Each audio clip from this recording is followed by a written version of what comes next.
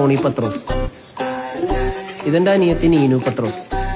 ഇതിന്റെ പബ്ലിക്കും തന്നെ. ഇതെന്റെ അമ്മച്ചി, ഒരു സാധാരണ അമ്മച്ചി, ജോളി പത്രോസ്. ഈ പൂച്ച മാന്തി പോലെ ഇരിക്കണവൻ എന്റെ അനിയൻ ബോണി പത്രോസ്.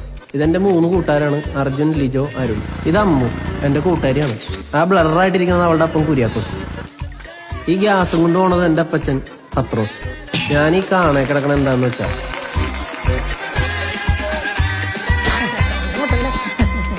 സാറേ കൊറേ ഉണ്ട് സാധനം. ഇത്രയും വേണോ? ഇത് പോരല്ലേ ഇത്? അല്ലെങ്കിൽ കഴിച്ചോ?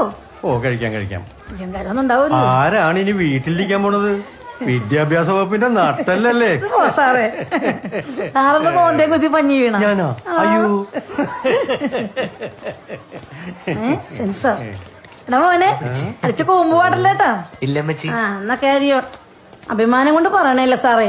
കയ്യിലിരിക്കണതേ മാജിക് മൂമെന്റ് ആണേ.